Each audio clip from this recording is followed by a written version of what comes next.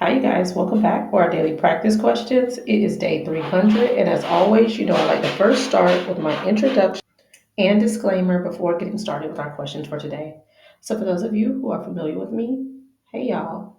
For those of you who are new here, welcome, welcome, welcome. I am Dr. Brittany Weinstock, a family nurse practitioner and the founder and CEO of the Nursing Studio. I provide resources, tools, review courses, review videos, review books, digital flashcards, Q banks, one on one sessions, and more to assist nurses as well as nurse practitioners with success on their boards as well as in practice. I've been doing this since 2015, assisting nurses and nurse practitioners internationally with exam success. But y'all know my disclaimer and reminder is that we know there's no absolutes in medicine. We treat on a patient by patient basis, and any of the questions that you see here, I have designed and created based on the current guidelines that are being tested on the ANCC as well as AANP exam. Now, any of my videos where I'm teaching on things that we currently do in practice, I will always say that so there's no confusion. So, with that being said, let's get into question number one for today. But before we get started, don't forget to hit the subscribe button so you're not missing any of my videos. And if you would like to gain access to my NP Test Success Toolkit, it is free and linked in the description. My website is also linked in the description and it houses all the resources that I offer. And as always, I like to direct you to my business profile by simply going to Google and searching The Nursing Studio. It will bring you here where you can find my contact telephone number, link to my website, and testimonials from previous review students. All right, y'all, question number one. A 50-year-old man presents for routine screening. His fasting plasma glucose is 134 milligrams per deciliter, and his A1C is 6.8%. He has no symptoms. What is the most appropriate diagnosis? Is it A, normal glucose tolerance, B, prediabetes, C, type 2 diabetes, or D, metabolic acidosis? Take a moment and tell me what you got, y'all. All right, I always recommend reading the stem of the question first, as it allows you to slow down to ensure you're answering what is even being asked of you. So here the stem states, what is the most appropriate diagnosis? So, I always tell y'all when you're looking for a diagnosis, you gotta run it back and look at the assessment finding. So here we have a 50-year-old man coming in for routine screening. Fasting plasma glucose is 134, A1C is 6.8%. Both of those are above normal range. So when we have two positives, you have a diagnosis of type 2 diabetes. So C is your best answer.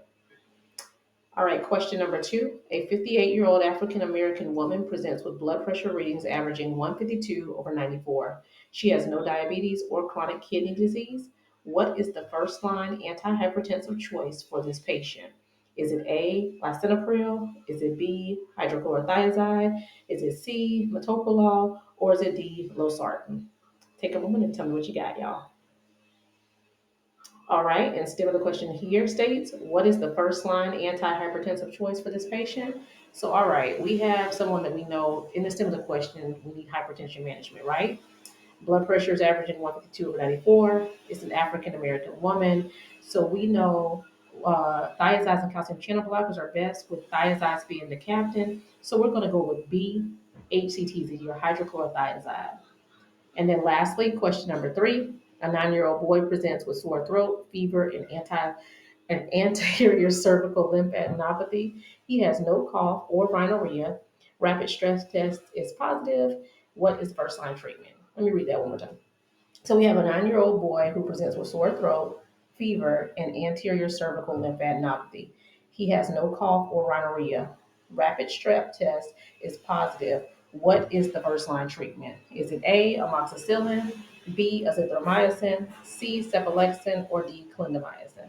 Take a moment and tell me what you got. Stem of the question here is, what is the first line treatment? So again, when you see treatment, we have to run it back and look and see if they provided us with a diagnosis.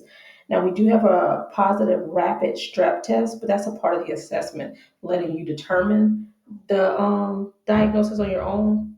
So knowing that the patient came in with a sore throat, fever, and anterior cervical lymphadenopathy. Remember, Brittany Sproyas tells y'all to remember that the way you can differentiate strep throat from mono is strep throat has anterior cervical lymphadenopathy, whereas mono has posterior lymphadenopathy, okay?